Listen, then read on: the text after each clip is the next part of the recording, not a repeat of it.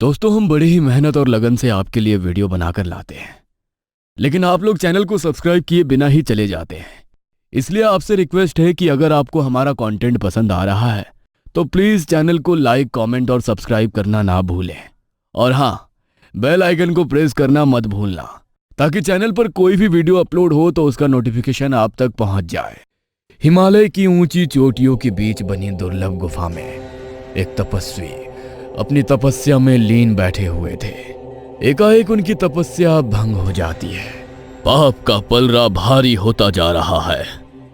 पृथ्वी पर ऐसे कुकर्म होने लगे हैं जिनके बारे में सोचकर देवता और मानव सभी ग्लानि से भर उठे हैं। हे प्रभु, अभी कितना समय और लगेगा आपको अवतरित होने में? पृथ्वी लोक से आते अधर्मियों की अट्ठास और पीड़ितों की त्राही मांग की आवाज अब मन को विचलित कर रही है। यह तो पूर्व विदित है कि कलयुग असुर कली का युग है। इस युग में होने वाले समस्त अधर्म, पाप, हत्या, लूट इत्यादि जो भी ऊर्जा उत्पन्न होती है वो नकारात्मक ऊर्जा है।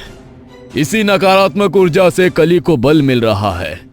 इसलिए जब से कलयुग शुरू हुआ है, कली की शक्तियां लगातार बढ़ रही है। यह तो भविष्य के गर्भ में पूर्व नियोजित था कि कलयुग में पाप हर गुजरते समय के साथ बढ़ते जाएंगे और इस युग के अंत में अपने भौतिक शरीर के बिना ऊर्जा का गोला बनाकर घूमता राक्षस कली अपने वास्तविक स्वरूप में आ जाएगा। किंतु चिंता की बात तो यह है कि इस युग के अंत में अभी कई लाख साल बाकी है, किंतु पाप समय पूर्व ही अपने चरम पर पहुंच चुके हैं। मानव के व्यभिचार, मदिरापान, वेश्यावृत्ति और बढ़ते अपराधों के कारण नकारात्मक शक्तियों से समय से पहले ही कली को इतनी शक्ति प्राप्त हो गई है कि वो अपने वास्तविक रूप में आने के लिए छटपटा रहा है। कली ही नकारात्मक कार्यों को करने वाले मनुष्यों को अपने बस में करके उनसे जघन्य से भी जघन्य पाप करवा रहा है, ताकि अधिक से अधिक नकारात्मक ऊर्जा उसे मिलती रहे और वो इस लोक का स्वामी बन सके। मैं द्वापर युग में आपके श्री राम अवतार का भक्त हनुमान आपका आवाहन करता हूँ। प्रभु, पाप अब अपनी सीमा से परे हो गए हैं। मनुष्य को मारकर खाने लगा है। स्त्रियों को मां दुर्गा के रूप में पूजने वाले मनुष्यों के बजाय उनके सम्मान को नोचने वालों की संख्या बढ़ती जा रही है। कन्या अपने ही रक्त संबंधी पिता के बच्चों को जन्म दे रही है। इतने अधर्म के बीच अब मैं और तपस्या नहीं कर सकता। कली की सेना में पापी और अधर्मियों की संख्या हर गुजरते दिन के साथ बढ़ती ही जा रही है। पेशेंट की कंडीशन बहुत क्रिटिकल है। लड़की दर्द से बुरी तरह करा रही है। मुझे लगता है बचेगी नहीं। नर्स की बात सुनकर ड्यूटी आवर्स खत्म होने के बाद कुछ पल अपने केबिन में जाकर आंख बंद करके बैठी हुई डॉक्टर नाव्या बिजली की फुर्ती से अपनी कुर्सी से उठकर खड़ी हो जाती है। क्या हुआ सिस्टर? क्या इमरजेंसी है? मैं 2 मिनट में वार्ड में आती हूँ। आप पेशेंट को अटेंड करिए। नर्स के कहने पर डॉक्टर नाव्या एक बार फिर से स्टेथोस्कोप अपने गले में डालती है। हाथों में ग्लव्स पहनकर तेजी से इमरजेंसी वार्ड की ओर जाने लगती है। अंदर बेड पर एक पेशेंट लेटी हुई थी। दर्द से उसका बुरा हाल था। चेहरा कमजोरी से सफेद पड़ चुका था और आंखों के नीचे काले गड्ढे दिखाई दे रहे थे, जिससे पता चलता था कि उसके अंदर सिर्फ नाम मात्र का ही खून है। क्या हुआ इन्हें? डॉक्टर की बात सुनकर पेशेंट जोर जोर से रोने लगती है। देखो, रोने में टाइम वेस्ट मत करो। सच सच बताओ, क्या हुआ है तुम्हारे साथ? अगर तुम सच नहीं बताओगी तो मैं तुम्हारी कोई हेल्प नहीं कर पाऊंगी। खाना वाना नहीं खाती हो क्या? ये क्या हाल बना रखा है तुमने? तुम्हारा चेहरा देखकर समझ में आता है कि तुम्हारे अंदर खून की कमी है। डॉक्टर की बात सुनकर बिस्तर पर लेटी पेशेंट हिचकियां लेकर रोने लगती है। डॉक्टर, मैं 6 महीने की गर्भवती थी। मेरे ससुराल वालों ने मेरे गर्भ में पल रहे शिशु का लिंग पता करवाया और जब उन्हें पता चला कि मेरे गर्भ में एक लड़की पल रही है तो उन्होंने जबरन मुझे कुछ दवाइयाँ खिला दी। उन दवाइयों को खाने के बाद मेरी तबीयत बिगड़ने लगी। वो मुझे लेकर गांव के एक अवैध अस्पताल में गए। मेरी हालत देखकर अस्पताल ने हाथ खड़े कर दिए और जब उन्हें लगा कि मेरी हालत ज्यादा खराब है और मुझे किसी भी समय कुछ भी हो सकता है, तो वो मुझे इस सरकारी अस्पताल के दरवाजे पर छोड़कर भाग गए। ओह माय गॉड, 6 महीने का बच्चा पेट में है और उन्होंने तुम्हें ऐसे ही मरने के लिए अस्पताल के दरवाजे पर छोड़ दिया। लेकिन तुम्हारी हालत देखकर तो ऐसा लग रहा है कि तुम्हारे अंदर बच्चे को कैरी करने की ताकत ही नहीं है। ऐसी हालत में डॉक्टर ने तुम्हें अबॉर्शन के लिए परमिशन दी कैसे? और वैसे भी 6 महीने का अबॉर्शन करना तो गैर कानूनी है। कानून का डर किसे है मैडम? पिछले 2 सालों में ये चौथा अबॉर्शन है। हर बार वो मुझे मार पीट कर एक अल्ट्रासाउंड क्लिनिक में लेकर जाते हैं और जैसे ही उन्हें पता चलता है कि मेरे पेट में उनका वंश बढ़ाने वाला लड़का नहीं बल्कि एक लड़की है, मेरे जीने मरने की परवाह किए बगैर ही वो लोग मेरा ऑपरेशन करवा देते हैं।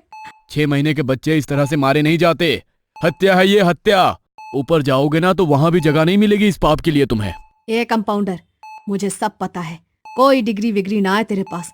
मुझे पता है चोरी की मशीन यहाँ लगाकर गैर कानूनी काम करता है तू।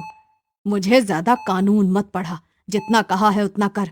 जांच कर और अगर छोरी है तो गिराने की दवा दे। आया बड़ा ज्ञान की बातें बताने वाला। अरे तुझे भी अपनी जान की कोई परवाह नहीं है क्या? लड़के के मुंह में इतनी अंधी हो गई है तू, अपनी सेहत दिखाई नहीं देती।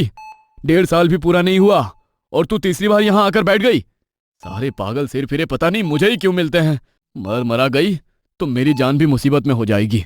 मेरे मरने जीने से किसी को कोई फर्क नहीं पड़ता था, इसीलिए डॉक्टर की चेतावनी देने के बाद भी मेरी सास और पति ने जबरन मुझे अबॉर्शन की दवा खिलाई और जब मेरी हालत बिगड़ने लगी तो मुझे यहाँ लाकर पटक दिया। तुम घबराओ मत, मैं अपनी तरफ से पूरी कोशिश करूंगी। सिस्टर, अर्जेंटली ब्लड का इंतजाम करो। Patient is very critical. इधर डॉक्टर नाव्या की पेशेंट उर्मिला जिंदगी और मौत के बीच लड़ रही थी और उधर घने वनों में तपस्या में लीन बैठा एक महायोद्धा चित्कार उठता है, महापाप है ये। किसी निर्दोष गर्भस्थ शिशु की हत्या करना संसार के समस्त पापों में महापाप है। इस पाप के ईश्वर के दरबार में कोई माफी नहीं है। पिछले 5000 सालों से इस पाप का दंड भोग रहा हूं मैं। इतना कहकर अपने बूढ़े झुके हुए शरीर और जख्मों से रिश्ते खून को देखकर वो आदमी बिलखने लगता है।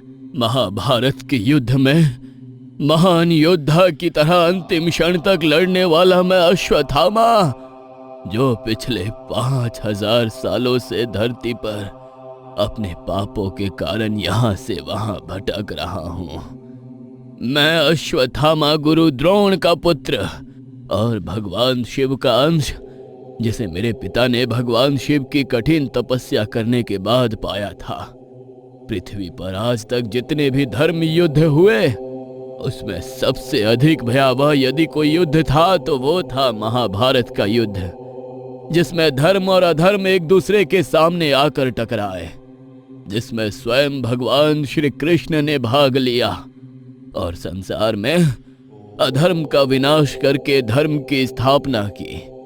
एक ऐसा युद्ध जिसमें धर्म की रक्षा के लिए भाई ने भाई के खिलाफ शस्त्र उठाए, शिष्यों ने गुरु का सर धड़ से अलग किया और अपने ही प्रियजनों को अपने हाथों से मौत के घाट उतारकर युद्ध का जश्न मनाया गया। मैं उसी महायुद्ध का महायोद्धा अभागा अश्वत्थामा। द्रोणाचार्य उस समय निसंतान थे और संतान प्राप्ति के लिए विचलित होकर हिमालय में तपस्या कर रहे थे। द्रोणाचार्य के जब तब से प्रसन्न होकर भगवान शिव ने उन्हें अपने ही तरह अजर अमर पुत्र प्राप्त करने का आशीर्वाद दिया और इस प्रकार भगवान शिव के आशीर्वाद से अश्वत्थामा का जन्म हुआ।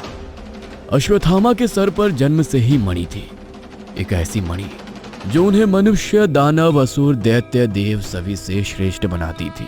उनके बल और पराक्रम के आगे कोई टिक नहीं सकता था।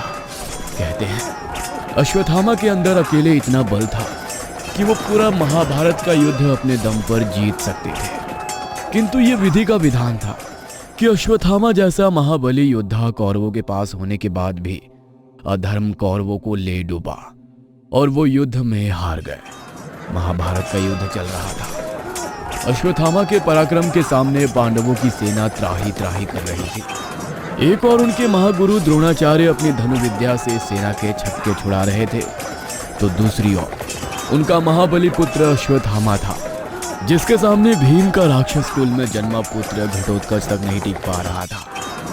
भगवान श्री कृष्ण को समझ में आने लगा था कि यदि अश्वत्थामा को रोका ना गया तो पांडवों की हार का कारण अश्वत्थामा ही बनेगा।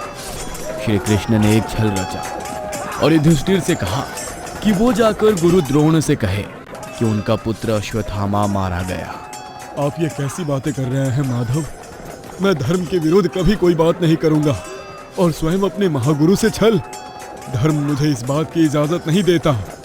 युधिष्ठिर, यह सिर्फ युद्ध भूमि नहीं है, कर्म भूमि भी है। कौरवों ने आज तक आपके साथ अनेकों छल किए हैं। धर्म की स्थापना के लिए आपको हमारा साथ देना ही होगा, अन्यथा महाभारत के युद्ध में धर्म की हानि होगी और अधर्म का साम्राज्य स्थापित हो जाएगा। ठीक है, यदि आप अपने मुख से सत्य नहीं बोलना चाहते तो कोई बात नहीं, आप बस गुरु द्रोण के सामने जाकर सत्य ही कहें। भीम अर्जुन ने कौरवों के हाथी अश्वत्थामा को मार गिराया है। तुम जाओ और गुरुदेव से कहो तुमने अश्वत्थामा को मार डाला है। गुरुदेव को अपने पुत्र पर बहुत भरोसा है। जैसे ही उन्हें पता चलेगा कि उनका चिरंजीवी पुत्र युद्ध में मारा गया, वो शौक में अपने हथियार त्याग देंगे। और इस समय गुरु द्रोण और अश्वत्थामा को इस युद्ध से दूर करना हमारे लिए बेहद जरूरी है। श्री कृष्ण की बात मानकर भीम गुरु द्रोणाचार्य के सामने जाते हैं और उनसे कहते हैं कि उन्होंने युद्ध में अश्वत्थामा को मार गिराया। ये नहीं हो सकता, झूठ कहते हो तुम, तुम्हारे कथन पर मुझे विश्वास नहीं। सारथी, रथ को युधिष्ठिर की ओर ले चलो। युधिष्ठिर कभी असत्य का साथ नहीं देता। युधिष्ठिर के सामने पहुंचकर, युधिष्ठिर, क्या वाकई अश्वत्थामा मारा गया? आपने ठीक सुना है गुरुदेव, अश्वत्थामा मारा गया, किंतु हाथी। जब युधिष्ठिर ने हाथी कहा, ठीक उसी समय भगवान श्री कृष्ण ने शंखनाद कर दिया, जिसके कारण गुरु द्रोणाचार्य पूरी बात नहीं सुन सके और उन्हें यही लगा कि उनका पुत्र अश्वत्थामा इस युद्ध में मारा गया। गुरु द्रोणाचार्य इस सदमे को सह ना सके और उसी क्षण अपने अस्त्र शस्त्र त्याग कर विलाप करने लगे। निहत्थे गुरु द्रोणाचार्य पर ठीक उसी समय द्रौपदी के भाई ने हमला किया और उनका सर धड़ से अलग कर दिया। गुरु द्रोणाचार्य की मृत्यु से कौरवों का पक्ष बहुत कमजोर हो गया था। इधर जब अश्वत्थामा को अपने पिता की छल से हुई मौत के बारे में पता चला तो वो क्रोध से भर उठा। अश्वत्थामा वैसे भी भगवान शिव का अंश था, उसके अंदर क्रोध भगवान शिव की तरह ही असीमित था। अश्वत्थामा के अंदर अपनी भावनाओं का कोई नियंत्रण नहीं था, इसलिए अपने पिता का कटा हुआ सर देखकर वह गुस्से से पागल हो गया और आधी रात के समय ही उसने पांडवों के शिविर में घुसकर शिविर में सो रहे पांडवों के 5 बेटों की बेरहमी से हत्या कर डाली। क्रोध जब कुछ शांत हुआ तो उसे एहसास हुआ कि उसने धोखे से पांडव समझकर उनके पुत्रों की हत्या कर दी है। अश्वत्थामा अब शिविर में और खड़ा ना रह सका और अपने शिविर की ओर लौट गया। सुबह जब 5 पांडव अपने शिविर में लौटे तो वहां अपने पुत्रों का कटा हुआ सर देखकर उनकी आंखों से अश्रु की जगह मानो अग्नि बरसने लगी। 5 पांडव क्रोध से पागल हुए जा रहे थे। जिस अधर्मी पापी ने मेरे पुत्रों को मौत के घाट उतारा है, आप सभी को उसे पकड़कर मेरे सामने लेकर आना होगा। मुझे उस अधर्मी का कटा हुआ सर मेरे कदमों में चाहिए। द्रौपदी की बात सुनकर 5 पांडव और भगवान श्री कृष्ण अश्वत्थामा का वध करने के लिए निकल पड़ते हैं। गुरु द्रोणाचार्य हस्तिनापुर के सभी राजकुमारों के गुरु थे। उन्होंने पांडवों को धनुर्विद्या सिखाई थी, परंतु पुत्र मोह में द्रोणाचार्य ने ब्रह्मास्त्र की जानकारी अर्जुन के साथ साथ अपने पुत्र अश्वत्थामा को भी दे दी थी। ब्रह्मास्त्र जिसका ज्ञान अर्जुन के अलावा अश्वत्थामा को भी था। क्या अश्वत्थामा और अर्जुन के बीच होने वाले महायुद्ध में वो दोनों ब्रह्मास्त्र का उपयोग करेंगे? आखिर ऐसा क्या पाप किया था अश्वत्थामा ने जिसने उससे 5000 सालों तक सजा का भागीदार बना दिया? क्या वाकई अश्वत्थामा अभी भी जिंदा है? अश्वत्थामा का कली और कल्की की कहानी के साथ क्या जुड़ाव है? इन सभी सवालों के जवाब जानने के लिए आपको कहानी का अगला भाग देखना होगा। वीडियो को खत्म करने से पहले आप लोगों को एक बार फिर से याद दिला दूं कि यदि अभी भी आपने चैनल को सब्सक्राइब नहीं किया है तो चैनल को सब्सक्राइब करके बेल आइकन का बटन जरूर दबाएं। वीडियो अच्छी लगी हो तो लाइक कमेंट जरूर करें और अपने दोस्तों के साथ शेयर करें।